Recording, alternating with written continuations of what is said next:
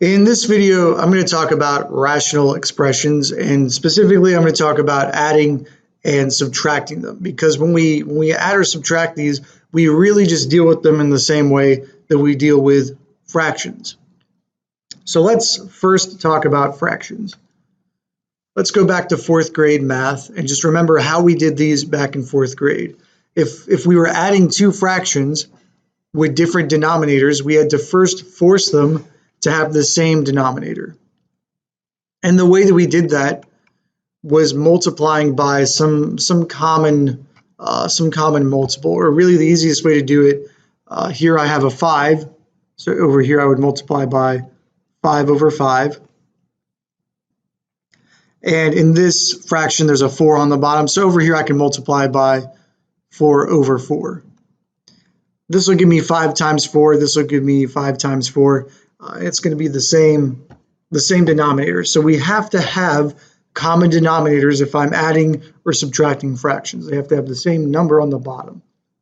So 5 times 3 gives me 15. 5 times 4 is 20. All right, and then over here, 1 times 4 is 4. And 5 times 4, again, is 20. So this is good. Now I have the same number on the bottom, common denominators, 20 and 20. So now I can actually add these together. 15 plus 4 gives me 19.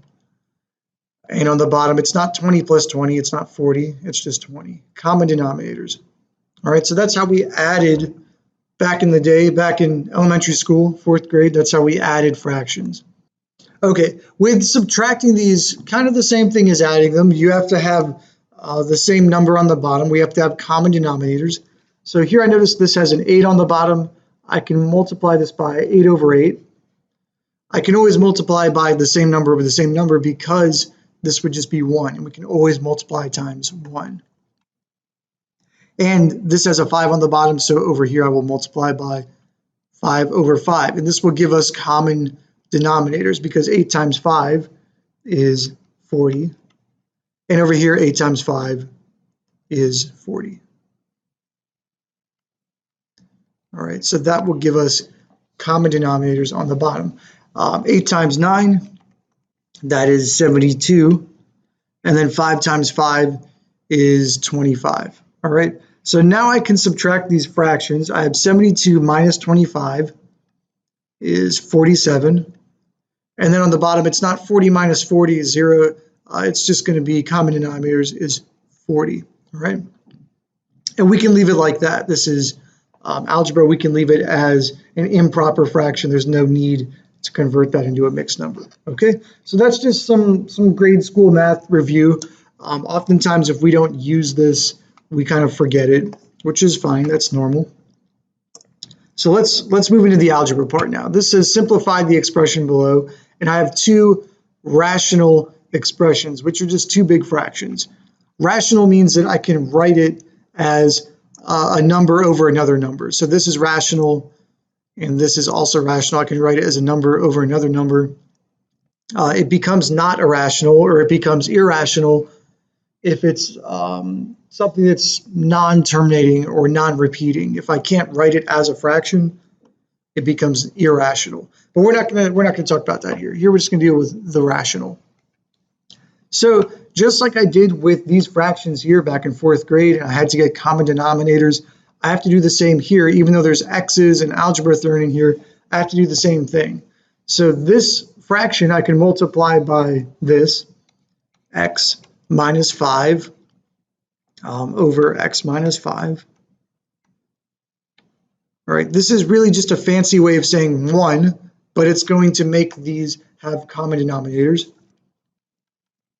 And over here, I have an x on the bottom, so over here I'm going to do x over x, and this will force my rational expression to have common denominators. So on top I have x minus 5 times 2. That's going to give me 2x minus 10. So distributing that 2 through the parentheses, 2x minus 10. On the bottom, I'm going to have x times x minus 5. All right, and I could distribute that. I'm going to leave it as is because it's going to make it easier to cancel things out towards the end. So I'm just going to leave it like that. You could also distribute it just like this, but we're not going to do that. For that second fraction, so here we're going to add 3 times x is just 3x. And on the bottom, x minus 5 times x. So I'm kind of sort of invisible parentheses here because I'm multiplying all of this times x. So again, I would have to distribute that.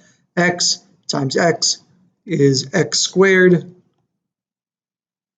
X times x minus 5, or I'm sorry, x times 5 is negative 5x. So really, let's not distribute this. Since I didn't distribute it in the first fraction, let's not distribute this.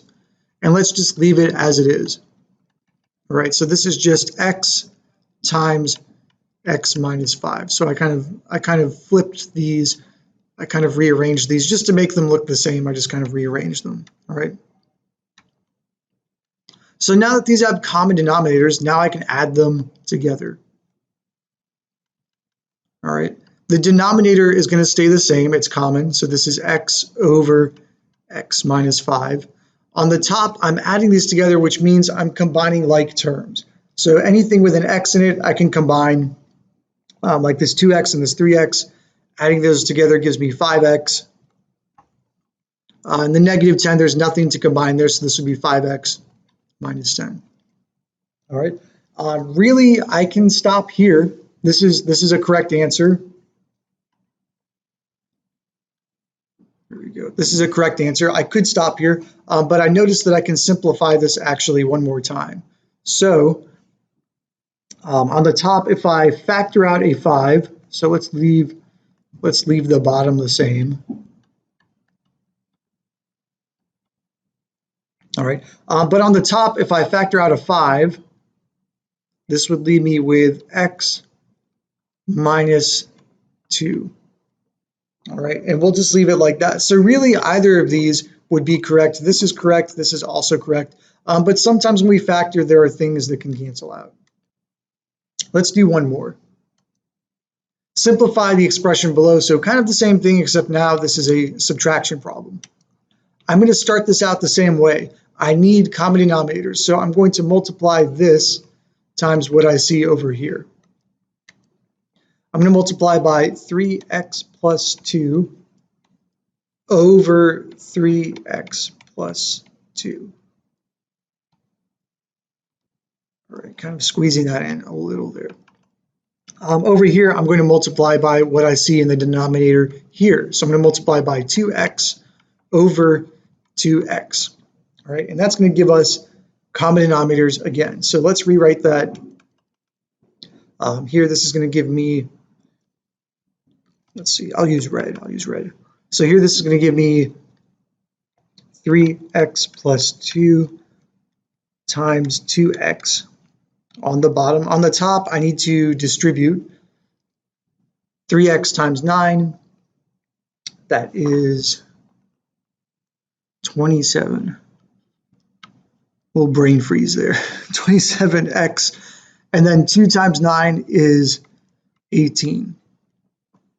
All right, for the other fraction, I'll do this one in green to keep it separate. For the other fraction, all right, so 3x plus 2 times 2x. So I'll just leave that the same. So I have common denominators now. On the top, I have 4 times 2x. That gives me 8x. All right, so now that we have common denominators, now we can subtract these. So the bottom, let's do that first. That's the easiest. That just stays the same. 3x plus 2 times 2x. And then on the top, I can subtract these. I'm looking for like terms that I can combine. So here I have 27x. Here I have 8x. So I can subtract these. 27 minus 8 just gives me 19x. And then the 18, there's no other like term to combine that with, so I will just bring that over, plus 18. All right, so again, this is really our answer. There's nothing that I can see that I can cancel out or factor or anything, so we can just leave it just like that. Nothing really to simplify. Let's do one more. So this one, a little bit trickier than before. We will start off the same way, so we need to get common denominators. Let me give myself some room. So looking at this denominator, that's what I'm going to multiply over here. All right, so 3x plus 2 over 3x plus 2. So a little bit harder here. And on this side, same thing. I want to use this denominator and multiply it over here. 2x minus 1, 2x minus 1.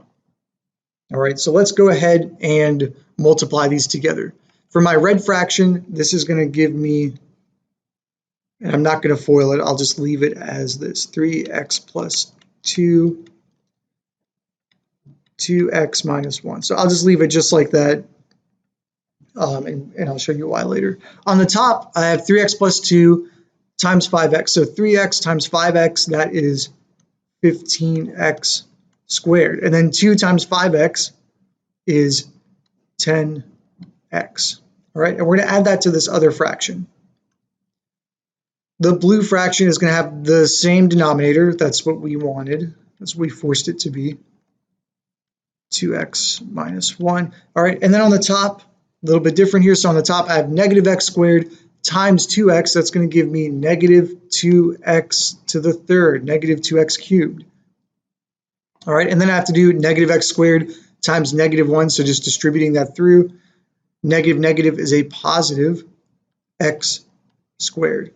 All right, and now that these both have common denominators, I can actually add these together and complete my problem. On the top, I can combine like terms. There's nothing to combine with the negative 2x cubed. That stays the same. But this 15x squared, I can combine with this x squared to get 16x squared. All right, and then the 10x, there's nothing to combine that with, so just stays the same, 10x. All right, and that's going to be it. That'll be our answer there. What we can also do from here, again, I could factor the top and see if anything cancels out with the bottom. I could do that as well, but for this video, just to keep it short, we're just going to leave our answer just like that.